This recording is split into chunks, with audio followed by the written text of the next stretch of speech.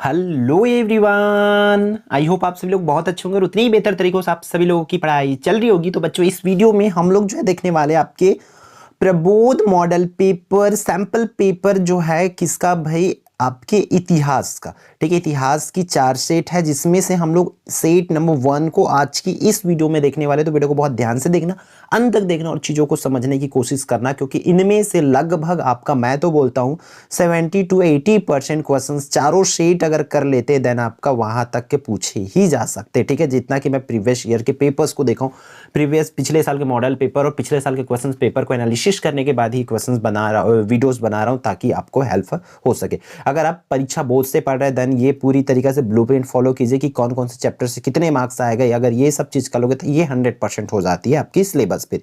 ठीक है, तो 12वीं इतिहास की हम लोग देख रहे हैं सैंपल क्वेश्चन पेपर। तो यहाँ से 1 बाय 1 देखते हैं। देखो, पहला प्रश्न आपकी स्क्रीन पर है। क्या बोला जा रहा है कि हड़प्पा सभ्यता के लोग मुख्यतः किस वृक्ष की पूजा करते थे? तो पीपल वृक्ष के। कौन से वृक्ष की? पीपल वृक्ष की पूजा करते थे। फिर अगला 1 अंक वाला प्रश्न है, महाभारत का सबसे महत्वपूर्ण उपदेशात्मक अंश कौन सा है? तो भगवद गीता। कौन सा है? भगवद गीता जो है उपदेशात्मक अंग है। क्लियर। फिर अगला प्रश्न की बात करें तो क्या दिया हुआ है अगला में आपकी स्क्रीन पर है, त्रिपिटक का संबंध किस धर्म से है? तो बौद्ध धर्म से। कौन से धर्म से बच्चों? बौद्ध धर्म से। ठीक है, फिर आगे बढ़ते हैं। चौथा, अल बरूनी को किसने बंधक बनाया था? तो सुल्तान महमूद ने। ठीक है। पांचवा, इब्न बतूता के अनुसार भारत का सबसे बड़ा शहर कौन सा है? तो दिल्ली शहर को उन्होंने सबसे बड़ा शहर कहा है और कहे थे। क्लियर। अगला प्रश्न की बात करें तो क्या दिया है कि मुगल काल में उगाई जाने वाली 2 व्यावसायिक फसलों के नाम लिखना है। तो कपास और गन्ना। कपास और गन्ना क्या थे? व्यावसायिक फसल थे। फिर अगला बोल रहे जजिया कर क्या था? तो जजिया हिंदुओं से लिए जाने वाला कर था। ठीक है, हिंदुओं से कर लिया जाता था, उसे जजिया कर के नाम से जाना जाता था। फिर अगला प्रश्न क्या बोला जा रहा है इस पर कि मुंबई में नवगांथिक शैली की 2 इमारतें के नाम लिखना है। तो बम्बई विश्वविद्यालय और विक्टोरिया टर्मिनस। ठीक है, कौन कौन सा? बम्बई विश्वविद्यालय और विक्टोरिया टर्मिनस, ये हो जाएगा। फिर 19 की बात करें तो इसमें देखो क्या दिया हुआ है कि 19वीं सदी में भारत के 2 प्रमुख औद्योगिक शहर कौन कौन से थे? तो उसको जमशेदपुर और कानपुर। कौन कौन से बच्चों? जमशेदपुर और कानपुर, ये 2 शहर थे। 10वां की बात करें तो भारतीय संविधान के प्रारूप समिति के अध्यक्ष के नाम लिखना है। तो डॉक्टर राजेंद्र प्रसाद। ठीक है, अब यहाँ से 10 प्रश्न एक नंबर वाला आएगा, फिर अब 2 अंक वाला आएगा। तब चारों सेट डेफिनेटली कर लो, यहाँ से मैक्सिमम क्वेश्चंस आपको देखने को मिलेंगे। मौर्य शासक अशोक को किन किन नामों से जाना जाता था? तो देवनामप्रिय और प्रियदर्शी। कौन कौन सा? देवनामप्रिय और प्रियदर्शी के नाम से जाना जाता था। बहुपति प्रथा क्या थी? तो बहुपति प्रथा में एक स्त्री के कई पति होते थे। यह प्रथा कम ही प्रचलन में थी। महाभारत में द्रौपदी इसका उदाहरण है। ठीक है, एक पत्नी की बहुत सारा पति होना ही क्या कहलाते? बहुपति प्रथा कहलाता है। क्लियर। फिर प्रश्न क्रमांक 13 आपकी स्क्रीन पर है। क्या बोला जा रहा है कि इब्न बतूता ने कितने प्रकार की डाक व्यवस्था का वर्णन किया था? तो इब्न बतूता ने 2 प्रकार की डाक व्यवस्था का वर्णन किया था। पहला, अश्व आधारित डाक व्यवस्था और पैदल डाक व्यवस्था। एक अश्व आधारित और एक पैदल आधारित डाक व्यवस्था। फिर 14 प्रश्न, कृष्णदेव राय की शासन की 2 विशेषताएं लिखना है। तो देखो उनकी 2 विशेषताएं कौन कौन सी है? कृषि की उन्नति हेतु तालाब एवं नहरों का निर्माण करवाना, फिर बंदरगाहों के सुधार और व्यापार वाणिज्य में सुधार। ये उनकी 2 विशेषताएं हैं। ठीक है, 2 अंक वाली अगला प्रश्न आपके स्क्रीन पर है। क्या बोला जा रहा है कि दामिन एक कोह क्या था? तो ब्रिटिश लोगों ने संथालों को बचने के लिए राजमहल की पहाड़ियों के निचले भाग में बचने के लिए स्थान दिया था। कौन लोग? ब्रिटिश लोगों ने संथालों को राजमहल के पहाड़ियों के निचले भाग में बचने के लिए स्थान दिया था, जिसे उसको ही क्या कहा जाता? दामिन एक कोह कहा गया। ऐसा आप लोगों को लिख के आना है। फिर अगला 2 अंक वाली क्वेश्चन आपकी स्क्रीन पर है। क्या बोला जा रहा है? धर्मनिरपेक्षता भारतीय संविधान की महत्वपूर्ण विशेषता है, उसको समझाना है धर्मनिरपेक्षता के बारे में। तो देखो आगे इसमें क्या बोला जा रहा है, हमारे संविधान ने भारत को एक धर्मनिरपेक्ष राज्य घोषित किया। इसका तात्पर्य है कि भारत किसी धर्म विशेष के प्रति लगाव नहीं रखेगी। उनकी सभी दृष्टि से सभी धर्म क्या होंगे? पूर्ण रूप से स्वतंत्र होंगे। इस तरीके से यहाँ पर बोला गया है। ठीक है, तो 16 तक का मतलब 6 प्रश्न जो है सीधा 5 प्रश्न है ना, 5 प्रश्न कहाँ 11 12 13 14 15 16 6 प्रश्न जो है सीधा सीधा आपका कितना है 2 अंक वाला है। ठीक है, तो 3 अंक वाला यहाँ से स्टार्ट हो रही है, तो हम फटाफट देखते चलते हैं इसको क्वेश्चंस को कि आप इन प्रश्नों को जरूर करेंगे, इतना है डेफिनेटली पढ़ के ही जाओ। मगध साम्राज्य के उत्कर्ष के कोई 3 कारण लिखना है।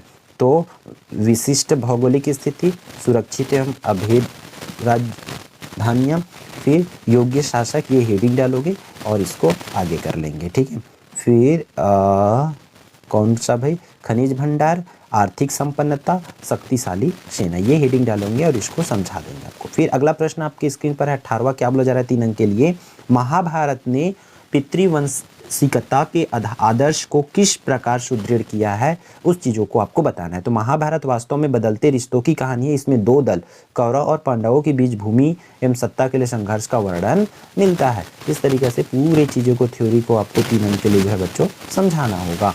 फिर अगला प्रश्न क्या बोला जा रहा है इस पर कि विजयनगर की जल आवश्यकताओं को किस प्रकार पूरा किया जा सकता है। तो विजयनगर में कैसे जल आवश्यकताओं को पूरा किया जा सकता है, तो इसके लिए आपको इन आंसर्स को पूरे को अच्छे से डिटेल में पढ़ लेना है एक बार, और इन आंसर्स के हिसाब से आप फिर अपने वर्ड्स में लिख सकते हो। ठीक, फिर अगला 20वां प्रश्न है आपकी स्क्रीन पर, किसी की बटाई प्रणाली की व्याख्या कीजिए कि किस प्रकार बटाई की जाती है।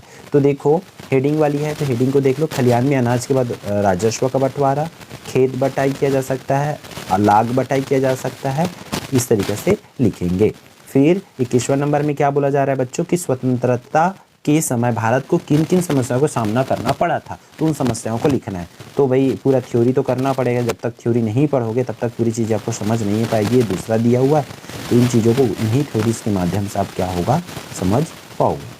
तीसरा, ये 3 पॉइंट में दिया है, तीनों पॉइंट्स को देखना। फिर हड़प्पा कालीन विज्ञान और कला का वर्णन करना है कि हड़प्पा में क्या, हड़प्पा सभ्यता एक नगरीय सभ्यता थी। नगरीय सभ्यता का ही प्रमाण है कि संस्कृति के निर्माताओं ने विज्ञान एवं कला के क्षेत्र में उल्लेखनीय प्रगति की थी। विज्ञान एवं कला की प्रगति का विवरण हम निम्नलिखित बिंदुओं में देख सकते हैं। तो लिपि लेखन कला का हेडिंग डालेंगे इस तरीके से। फिर आपको चित्रकला, ठीक, ये दोनों को समझा देंगे। इसके अर्थों में दिया है सिंधु घाटी सभ्यता की नगर नियोजन का विस्तार पूर्वक वर्णन किया। तो आप प्रश्नों को ध्यान दो और आपके पास जो भी स्टडी मटेरियल होगा उसके हिसाब से करते चलो। अगर नहीं है तो इसकी आंसर्स कर लेंगे। और इसकी बात है पीडीएफ का, मैं इसी वीडियो के डिस्क्रिप्शन में लिंक डाल दूंगा, वहीं से आप लोग इसको डाउनलोड करके पढ़ पाएंगे। क्लियर है, तो इसको जरूर देख लेना, एक बार कर लेना, ठीक है, इन प्रश्नों को, क्योंकि आंसर्स अगर बताऊंगा डिटेल में तो इस तरीके से स्क्रीन पर बताना समझाना मुश्किल होती है ना, इसलिए आप इसको नोट कर लो, या तो फिर अच्छे से इसको पीडीएफ डाउनलोड कर लेंगे और वहाँ से प्रिपरेशन कर लेंगे। राजस्व के मुगल आदर्श का निर्माण करने वाले तत्वों की पहचान करना है, ठीक है। तो राजस्व के मुगल आदर्श का निर्माण करने वाले तत्व कौन कौन से हैं? एक दैवीय प्रकाश है, दूसरा सुलह एक पूल एकीकरण का स्रोत वाला करके लिखेंगे, ठीक है। फिर आपको यहाँ पर आ जाना है किस पर, सामाजिक अनुबंध के रूप में न्यायपूर्ण प्रभुसत्ता, ठीक है, ये हो जाएगा। और इसके अर्थों में दिया स्थायी बंदोबस्त व्यवस्था क्या, स्थायी बंदोबस्त व्यवस्था क्या थी, इसके 2 गुण दोष को लिखना है, 2 गुण दोष को सब लिखना है, मतलब 2 गुण लिखना है। पहले तो बताओगे स्थायी बंदोबस्त व्यवस्था क्या थी, इसको करोगे, 2 गुण और 2 दोष को इसको लिखना होगा, जैसे कि आप स्क्रीन पर देख पा रहे हैं, ठीक है।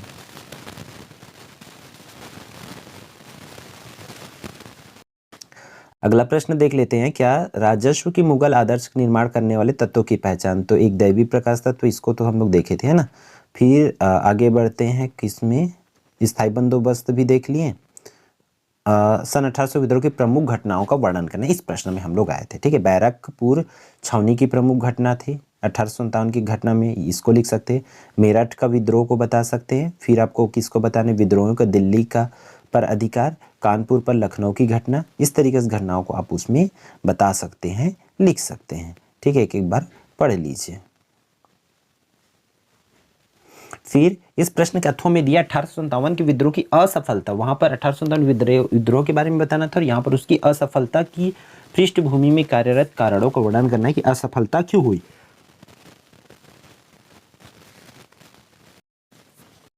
तो असफलता में इन पॉइंट्स के माध्यम से आपको इसकी आंसर जो है लिखना होगा। आप बस क्या करो, एक पीडीएफ डाउनलोड कर लीजिए, फिर आप तैयारी में लग जाइए, ठीक है। ये क्रांतिकारी का प्रारंभ होना, अन्य कारण में आ जाएगा वो। फिर भारत छोड़ो आंदोलन एक जन आंदोलन था, इसको समझाना है, ठीक है। इसकी आंसर्स की पूरी को डिटेल में आप पढ़ लेंगे, वीडियो को थोड़ा थोड़ा रोक के देख लेंगे, जिससे आपकी तैयारी जो है पूरी हो पाए, ठीक है। फिर इसके अथवा में है राष्ट्रवाद के इतिहास में प्रायः गांधी जी को राष्ट्र निर्माण के साथ जोड़कर देखा जाता है। स्वतंत्रता संग्राम में उनकी भूमिका का मूल्यांकन करना है। राष्ट्र निर्माण में तो उनकी योगदान है, स्वतंत्रता संग्राम में उनकी क्या योगदान है गांधी जी का, उन चीज़ों को यहाँ पर लिखेंगे, ठीक है। इस तरीके से पूरे पॉइंट्स को ध्यान से देख लेंगे। अब आपको बार बार बोला जा रहा है पीडीएफ प्रोवाइड करा दिया जाएगा लिंक, तो वहाँ सब कर सकते हैं। फिर भारत के मानचित्र में निम्नांकित को दर्शाइए, तो इस तरीके से करेंगे, ठीक है। तो इसके अथवा में देख सकते हैं सभी को रंगपुर, लखनऊ, हिंद महासागर, कालीबंगा, अमरावती, रायगढ़, कालीबंगा, कलकत्ता, इसको आपको मैप में दर्शाने आना चाहिए। इस तरीके से मैप पेपर में दिया जाएगा, डोंट वरी, उसका चिंता मत कीजिए, आपको इस तरीके से दर्शाना पड़ेगा, ये है करके।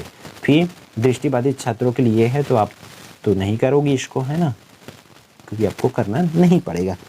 अब 27वां प्रश्न है वर्धमान महावीर की शिक्षाओं का विस्तार से वर्णन करना है कि उन्होंने क्या क्या शिक्षा किस प्रकार ग्रहण करी थी, उन चीज़ों को पूरा चीज़ आपको बताना, जैसे कि सारा संस्कार, सजीव है, अहिंसा, उसके बारे में पूरा आपको लिखना होगा।